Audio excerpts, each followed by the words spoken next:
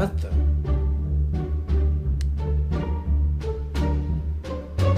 But you just can't do that! The Valeyard belongs in classic Doctor Who! Oh my god, what the hell does this say? Introduced in the Sixth Doctor's Trial of a Time Lord, the Valeyard is introduced as the prosecutor for the... We know that! Jeebus!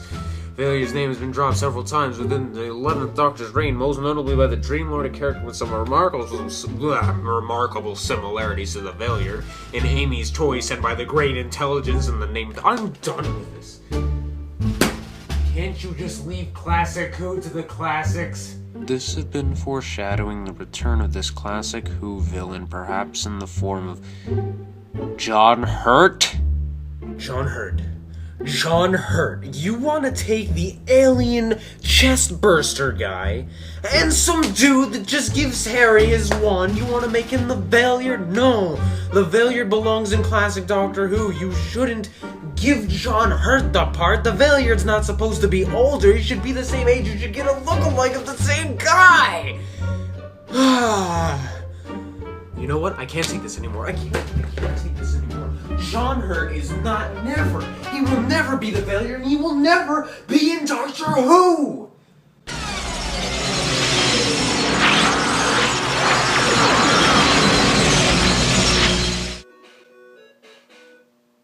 What the...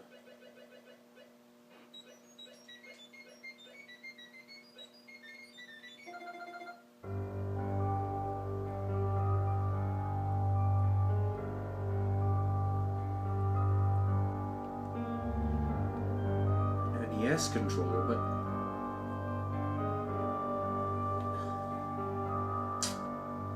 This makes absolutely no sense at all. What's this? The Day of the Doctor. In 2013, something is terrible. Something terrible is awakening in London's National Gallery. In 1562, a murderous plot is afoot in Elizabeth. Somewhere in space, an ancient battle reaches its devastating conclusion. 50th anniversary special. Starring Matt Smith, David Tennant, John Hurt,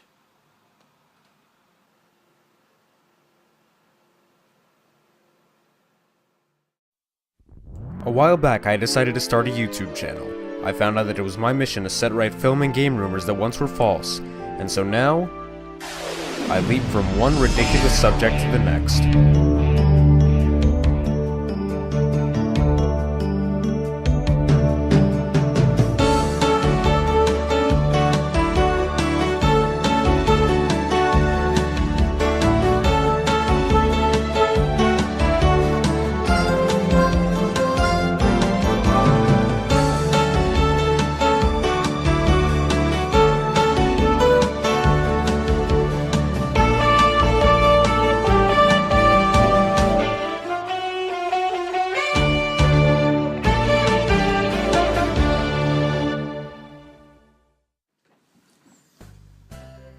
Alright, so, basically, am I here to review the 50th anniversary special Day of the Doctor? No, I'm not. What I'm here to review today is a basis of what we need to see in Peter Capaldi's era of Doctor Who. As you know, Peter Capaldi is going to be the next Doctor. They revealed that August of last year, and or July of last year, but yeah, I think so. Anyway, we're waiting almost an entire year after the announcement of the new Doctor for him to actually become the Doctor. What's up with that? Let's look into some of the basics here. Jenna Coleman is staying around to play Clara, the Doctor's companion, since Series 7 Part 2, and then we have a new character. Samuel Anderson will be playing Danny Pink. Now, is it just me, or is Danny Pink really just not the right name for a Doctor Who companion? I mean, Sarah Jane Smith. Cool. Donna Noble. Cool. Joe Grant? Cool. Danny Pink? I have nothing against his companion, considering that they're saying that he's going to be apparently some kind of a school teacher at the Coal Hill School near the scrapyard, right where Doctor Who started, which is too much of a tie into Classic Who, if you ask me. But in my opinion, I think that they're trying to return to the classics too much. We need to see new aspects. They're returning to a place where the Fifth Doctor went in some reveal, and the only glimpse that we ever got of Capaldi, besides his little whatever you called that in Day of the Doctor, which really wasn't necessary, and then his first appearance during the regeneration, was a 4-frame teaser trailer. Now come on, the BBC, listen. Stephen Moffat, listen. You made us wait a whole year for Doctor Who.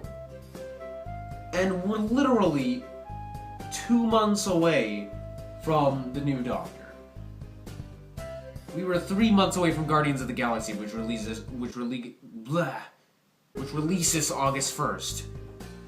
And we got 3 brilliant trailers that one led up to another. So hopefully this 4-frame trailer is going to lead up to something, because we're 2 months away from the new Doctor and you've kept everything a secret for too long. People are finding out too many spoilers, and what you need to do, the BBC, Stephen Moffat, is what you need to do is you need to give us an actual trailer. Hell, they gave us a trailer for Gotham and it's not even airing in the fall. I mean, what the hell are you Brits doing? Are you just sitting there drinking tea? In all honesty, however, I believe that Series 8 is going to be one of the best series of Doctor Who, considering that we have Peter Capaldi as the Doctor. His performance is going to be amazing based on how he's done in the show The Thick of It as Malcolm Tucker, and he also played the role in a little film called World War Z with Brad Pitt, and he was a doctor for the World Health Organization, which, as you know, has the acronym WHO. So now let's get onto the subject of John Hurt. Really, I don't think that he belonged in Day of the Doctor, simply because they just did it as a stint to, add in regenerations so that 11 could regenerate into 12. People are saying that the War Doctor is their favorite Doctor. I don't get it. I mean, they could have brought back Paul McGann, who was clearly waiting for a new part. You put him in Night of the Doctor, and you just threw him away like a piece of... You threw him away like you're scrapping laws with the lost episodes. Why can't I have all 97 of them? And then people are going off saying, oh, David Tennant's my favorite Doctor. Let's think about it this way. Eccleston is my favorite modern Doctor.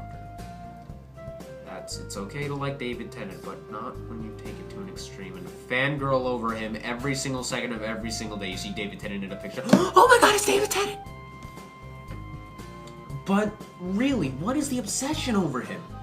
Oh, he was around for 5 years. Tom Baker was around for literally 7 years as the Doctor.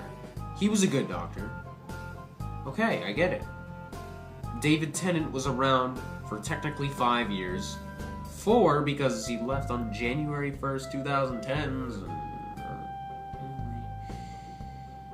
Maybe 4.5 years, if you want to go with that, but I don't know. I don't know what the obsession with David Tennant is. Okay, I agree, he's a good Doctor. Russell T Davies did a lot of good writing for him, and hey, that's pretty cool. But not when it just comes to the point where it's like, oh my god, who's your favorite Doctor? And in their eyes, you can just see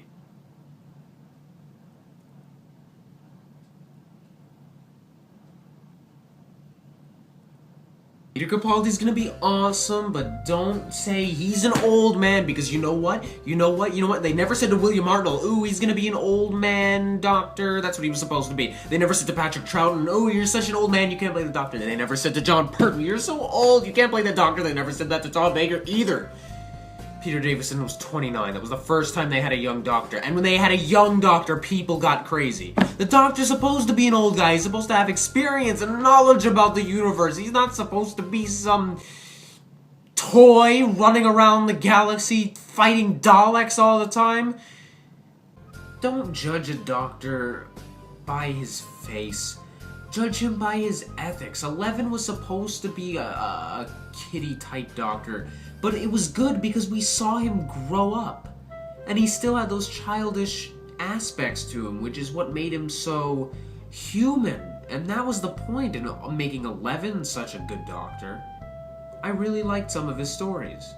Some of them were too zany for my liking, but that's okay. Give Capaldi a chance. Jenna Coleman's still going to be around. If you don't like her as a companion, I don't know what to tell you. I mean, she saved the Doctor's life. She was basically meant to do that. She's not my favorite companion. I like Classic Who more than New Who. And I started with 11. I've been into Doctor Who for maybe about 3.5 years now. Maybe. Just about at the end of Series 5 is when I got into it. But let's face it, Doctor Who is going to last for a very long time. Most of us are going to live to see the 100th anniversary in 2063. The same year that the Phoenix is supposed to make her first warp flight and the Vulcans will find us. So, that'll be on April 5th, and then November 23rd will be the 100th anniversary of Doctor Who, so you got 2 things to look forward to then. Star Trek and Doctor Who wise. Just a reminder, give all the Doctors a shot. Let them all be your favorite, same as they are mine. Sometimes I give them an order, sometimes I don't. I mean, I love John Pertwee, but he's dead now. So I guess that's my word on Doctor Who and what's coming. And also, my election for the 13th Doctor is Idris Elba. Get ready, folks. It's going to be a bumpy ride if they give him the role, if he's not working on anything, because he was working on Luther. But they should definitely give Idris Elba or Ben Wheatley a try to play the Doctor. But that's all in the future. And the Doctor has some pasts to visit.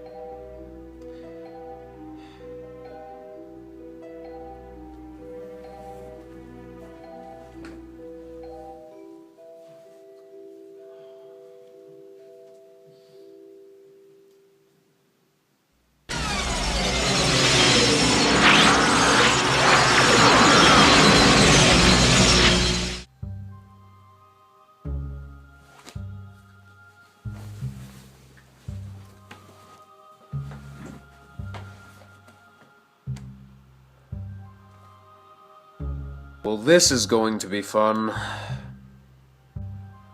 Captain Worf.